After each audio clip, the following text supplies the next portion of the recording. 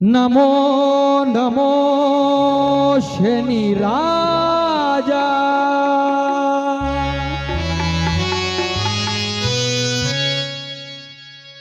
ನಮೋ ನಮೋ ಗ್ರಹ ತೇಜ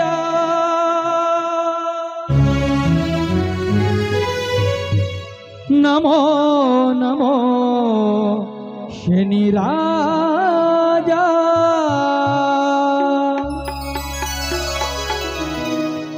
ನಮೋ ನಮೋ ಶನಿ ರಾಜ ಓಂ ನಮೋ ನಮೋ ಗ್ರಹ ತೇಜ ನಮೋ ನಮೋ ಶನಿ ರಾಜ ಓಂ ನಮೋ ನಮೋ ಗ್ರಹ ತೇಜ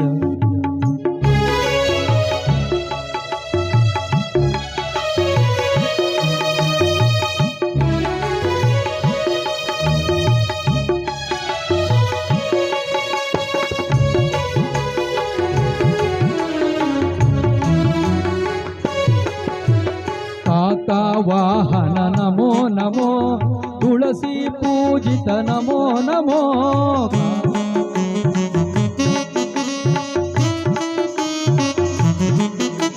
ಕಾಕ ವಾಹನ ನಮೋ ನಮೋ ತುಳಸಿ ಪೂಜಿತ ನಮೋ ನಮೋ ನೀಡು ಶುಭವಯೇ ಭಕ್ತೋದ್ಧಾರಕ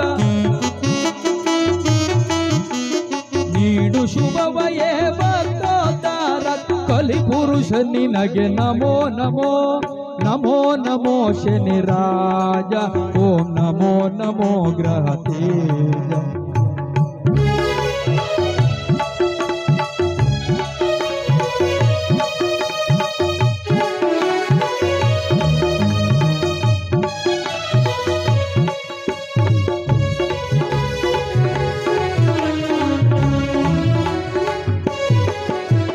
ಕರುಣಾಭರಣ ನಮೋ ನಮೋ ದುರಿತ ನಿವಾರಣ ನಮೋ ನಮೋ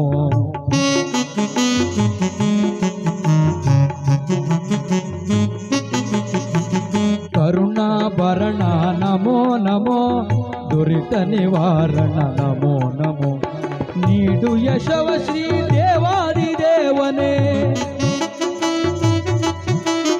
ನೀಡು ಯಶವ ಶ್ರೀ ದೇವಾದಿದೇವನ್ ಕಾರಾಮರ ವಾಸ ನಮೋ ನಮೋ ನಮೋ ನಮೋ ಶನಿ ರಾಜ ಓಂ ನಮೋ ನಮೋ ಗ್ರಹ ತೇಜ ನಮೋ ನಮೋ ಶನಿ ರಾಜ ಓಂ ನಮೋ ನಮೋ ಗ್ರಹ ತೇಜ ನಮೋ ನಮೋ ಶನಿ ರಾಜ ನಮೋ ನಮೋ ಶನಿ ರಾಜ ನಮೋ ನಮೋ ಶನಿ ರಾಜ ಶನಿದೇವನ ಪಾದಕ್ಕೆ ನೀಲವರ್ಣನ ಪಾದಕ್ಕೆ ರವಿತೇಜನ ಪಾದಕ್ಕೆ ಸೂರ್ಯಪುತ್ರನ ಪಾದಕ್ಕೆ ಕಾಕವಾಹನನ ಪಾದಕ್ಕೆ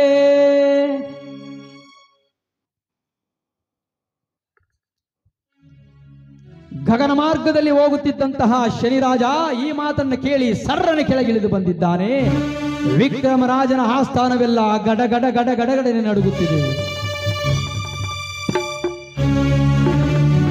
ಕಪ್ರವರ್ಷನಾಗಿ ಕರದಲ್ಲಿ ದಂಡವನ್ನು ಹಿಡಿದು ಬಂದಂತಹ ಈ ಶನಿರಾಜನನ್ನ ಕಂಡು ಸಭೆಯೆಲ್ಲ ಗಡ ಗಡ ಗಡ ಗಡನೆ ನಡುಗಿದರೆ ವಿಕ್ರಮರಾಜ ಹೇಳಿದ, ಸ್ವಾಮಿ ತಾವು ಯಾರು?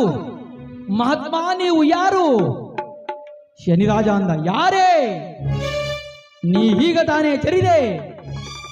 ಆರನು ಕಂಡು ನಾ ಬಾಳುವೆನೆಂದ ಹಾಡಿದೆ, ಅವನೇನಾ ರವಿಸುತನು ಮಾರ್ತಾಂಡ ತೇಜನೆಂದು ಒಳೆವಾತ. ಮಹಾರಾಜ, ಯಾರನ್ನ ಕಂಡು ನೀನು ನಾ ಬಾಳುವೆನೆಂದಾಡಿದೆಯೋ, ಯಾರನ್ನ ನೀನು ಜರಿದೆಯೋ ಅವನೊಬ್ಬ ದೇವರೇ, ಅವನೊಬ್ಬ ದೈವವೇ ಎಂದು ಜರಿದೆಯಲ್ಲ, ಅವನೇ ನಾನು ಛಾಯಾಗರ್ಭ ಸಂಭೂತ ಶನೇಶ್ವರ. ಈ ಮಾತನ್ನು ಕೇಳಿದಂತಹ ವಿಕ್ರಮರಾಜ ಗಡ ಗಡ ಗಡನೆ ನಡುಗಿ ಎರಡು ಕೈಗಳನ್ನು ಜೋಡಿಸಿ ಹೇಳುತ್ತಿದ್ದಾನೆ, ಮಹಾನುಭಾವ ಮಹಾನುಭಾವ, ನೀನು ಯಾರೆಂದು ನಾನು ಬಲ್ಲೆ ಸ್ವಾಮಿ, ನಾನು ಬಲ್ಲೆ. ನೀನು ಮುನಿದರೆ ಯಾರೊಬ್ಬರು ಉಳಿಯಲಾರರು ಎಂಬುದನ್ನು ನಾನು ಬಲ್ಲೆ ಸ್ವಾಮಿ, ನಾನು ಬಲ್ಲೆ. ಆದರೆ ಸಿಂಹಾಸನದ ಮೇಲೆ ಕುಳಿತು ನ್ಯಾಯವನ್ನೇ ಹೇಳಬೇಕಾಗಿರತಕ್ಕಂತ ಈ ವಿಕ್ರಮರಾಜ ತಂದೆ, ತಾಯಿ, ಗುರು, ದೈವ ಎನ್ನದೇ ಎಲ್ಲರನ್ನೂ ಕಾಡುವ ಅವನೊಬ್ಬ ದೇವರೇ ಎಂದು ನಿನ್ನನ್ನು ಜರಿದದ್ದು ನಿಜ. ಆದರೆ ಅದಕ್ಕಾಗಿ ನೀನು ನನ್ನನ್ನು ಈ ರೀತಿಯಾಗಿ ಶಿಕ್ಷಿಸುವುದೇ?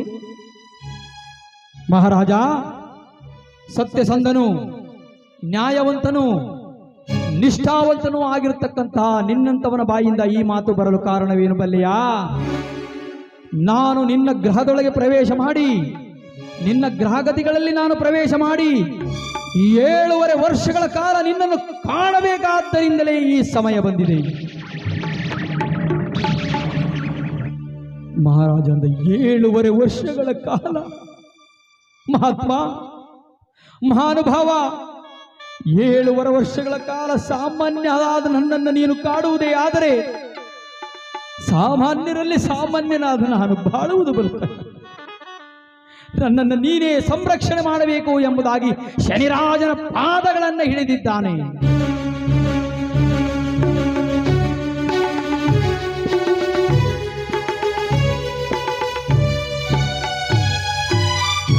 ಶನಿರಾಜ ಅಂದ, ಮಹಾರಾಜ, ಹರಿಣಾಪಿ ಹರೇಣಾಪಿ ಬ್ರಹ್ಮೇಣಾಪಿ ಸುಲೈಲತಿ ಲಲಾಟ ಲಿಖಿತಾರೇಕ ಬ್ರಹ್ಮೇಷ್ಟಿ ನಶೇಷ್ಯತೆ.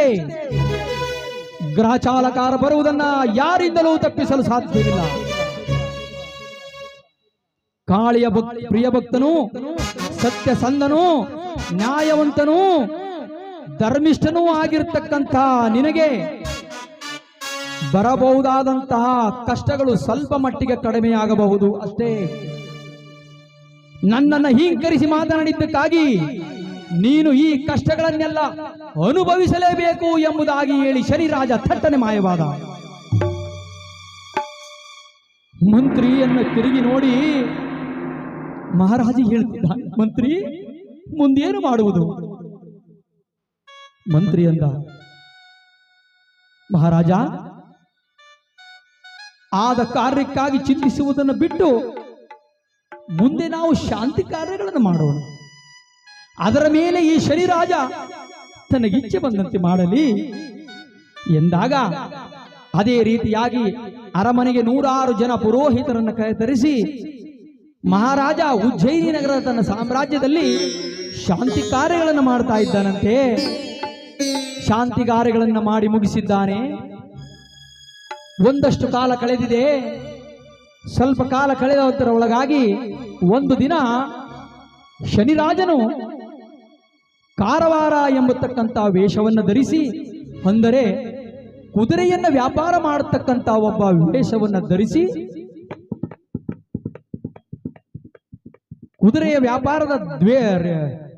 ಕುದುರೆ ವ್ಯಾಪಾರಿಯ ವೇಷವನ್ನು ಧರಿಸಿದಂತ ಆ ಶನಿರಾಜ ಆ ಉಜ್ಜಯಿನಿ ಪಟ್ಟಣಕ್ಕೆ ಕುದುರೆ ವ್ಯಾಪಾರವನ್ನ ಮಾಡ್ತಾ ಬರ್ತಾ ಇದ್ದಾನೆ.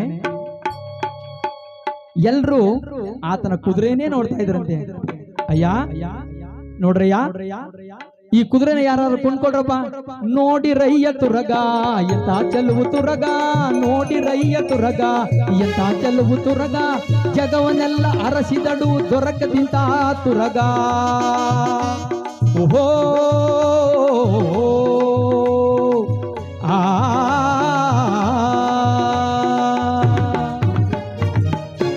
ನೋಡ್ರಯ್ಯ, ಇದೆಂತ ಕುದುರೆ, ಇದೆಂತ ಕುದುರೆ.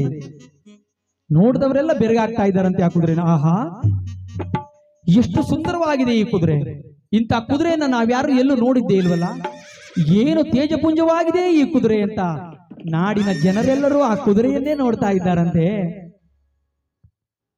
ಆ ಕುದುರೆಯನ್ನ ಹಿಡಿದುಕೊಂಡು ಬಂದಂತ ಆ ಕಾರವಾರ ವೇಷದಲ್ಲಿದ್ದಂತ ಆ ಶನಿರಾಜ ಆ ಕುದುರೆಯನ್ನ ತಂದು ಅರಮನೆಯ ಮುಂದೆ ಕಟ್ಟ ಹಾಕಿದ್ದಾನಂತೆ. ಒಂದು ನೆರಳಿನಲ್ಲಿ ಉಪ್ಪರಿಗೆ ಮೇಲೆ ಕುಳಿತಿದ್ದಂತ ಈ ವಿಕ್ರಮರಾಜ ಈ ಕುದುರೆಯನ್ನ ನೋಡ್ತಾನೆ.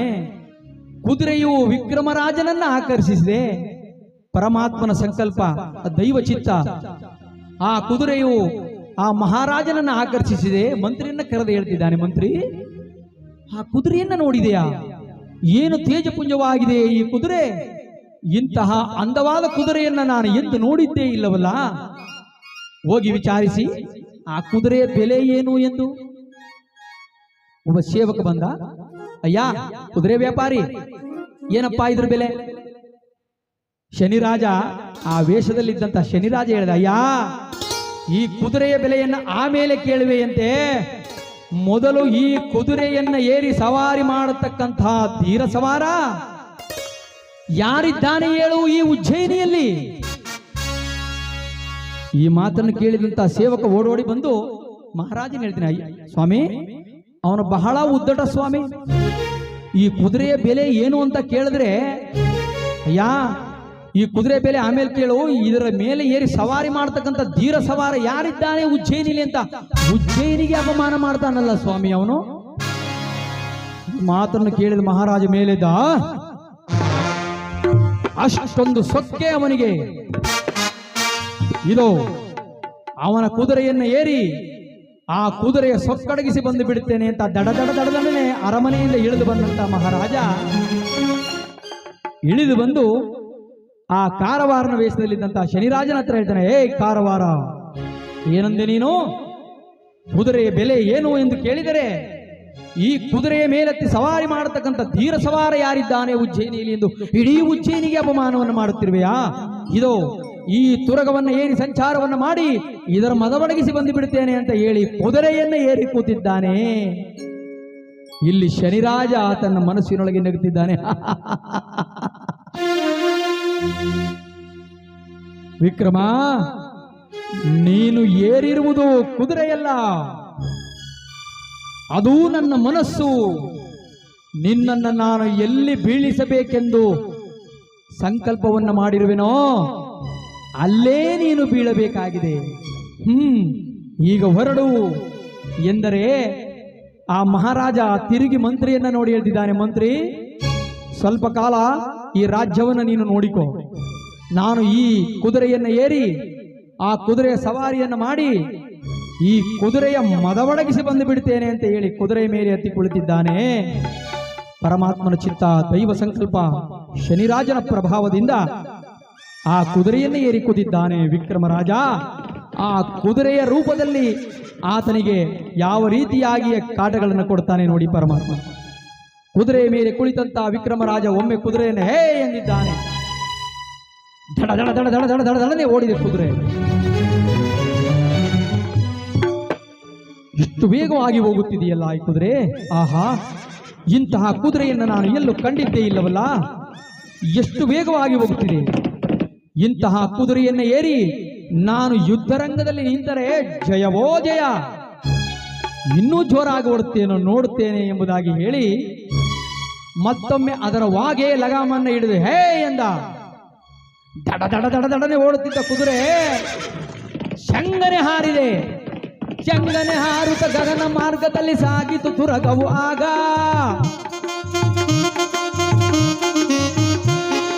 ಶಂಗನೆ ಹಾರುತ್ತ ಗಗನ ಮಾರ್ಗದಲ್ಲಿ ಸಾಗಿತು ತುರಗವು. ಆಗ ಬೆಳಕಾಗುವುದರ ಒಳಗಾಗಿ ಬರಿ ಬರಿ ಬಿಡಿತಿತು ರಣಧೀರ.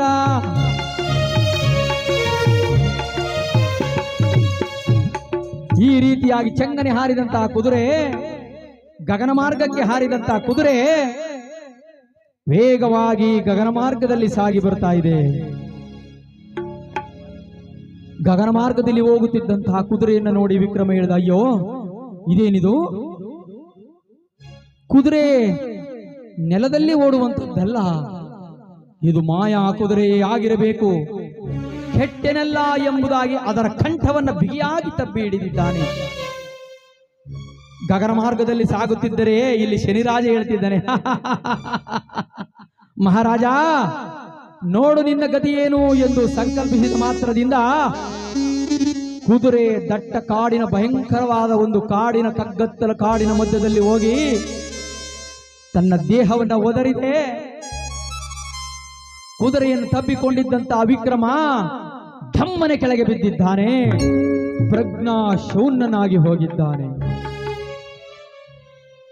ಇಲ್ಲಿ ಕಾರವಾರನ ವೇಷದಲ್ಲಿ ನಿಂತಿದ್ನಲ್ಲ ಶನಿರಾಜ, ಕುದುರೆ ವ್ಯಾಪಾರಿ ವೇಷದಲ್ಲಿ. ಆ ಶನಿರಾಜ ಅಂದ, ಏನ್ ಸ್ವಾಮಿ ಮಂತ್ರಿಗಳೇ, ನಿಮ್ಮ ಮಹಾರಾಜರು ನನ್ನ ಕುದುರೆ ಎತ್ಕೊಂಡು ಹೋಗ್ಬಿಟ್ರಲ್ಲ ಸ್ವಾಮಿ. ಅಲ್ಲ, ಇದ್ರ ಬೆಲೆ ಏನು ಎಂತೂ ಏನು ವಿಚಾರಿಸ್ದೆ, ಕುದುರೆ ತಗೊಂಡು ಹೋಗ್ಬಿಟ್ರೆ ನಮ್ಮಂತವ್ರ ಗತಿ ಏನ್ ಸ್ವಾಮಿ? ಒಳ್ಳೆ ರಾಜ್ಯಕ್ಕೆ ಬಂದಲ್ಲ ಸ್ವಾಮಿ ನಾನು. ಮಂತ್ರಿ ಅಂದ, ಹೇ ಮುಚ್ಚು ಬಾಯಿ ಪರದೇಶಿ, ಯಾರೊಡನೆ ಮಾತಾಡುತ್ತಿರುವೆಯಾ? ರಾಜಾದಿರಾಜನಾಗಿರ್ತಕ್ಕಂಥ ಈ ನಾಡಾಳುವ ಪ್ರಭು, ಜಗನ್ಮಾತೆಯ ಕರುಣೆಗೆ ಪಾತ್ರನಾಗಿರ್ತಕ್ಕಂಥ ವಿಕ್ರಮರಾಜನ ಬಗ್ಗೆ ಮಾತನಾಡ್ತಿರುವೆಯಾ? ಯಾರಲ್ಲಿ? ಎಷ್ಟು ಈ ಕುದುರೆ ಬೆಲೆ? 1,00,000 ವರಹ, ಮೇಲೆ 10,000 ವರಗಳನ್ನು ಕೊಟ್ಟು ಕಳಿಸಿ ಇವನಿಗೆ ಅಂತ ಆದೇಶವನ್ನು ಮಾಡಿದ್ದಾನೆ. ಶನಿರಾಜ ಆ ಹಣವನ್ನು ಪಡೆದು, ಓಹೋ ವರಹವೋ, ಇರಲಿ ಇರಲಿ, ಮಹಾರಾಜ ಏನಾಗಿದ್ದಾನೆ ನೋಡೋಣ ಎಂಬುದಾಗಿ ಅಲ್ಲಿಂದ ಮಾಯವಾದಂತ ಆ ಶನಿರಾಜ ದಟ್ಟ ಕಾಡಿನ ಮಧ್ಯದಲ್ಲಿ ಬಿದ್ದಿದ್ದಂತ ವಿಕ್ರಮರಾಜನ ತಲೆಯ ಬಳಿ ಬಂದು ನಗುತ್ತಾ ಹೇಳ್ತಾ ಇದ್ದಾನೆ,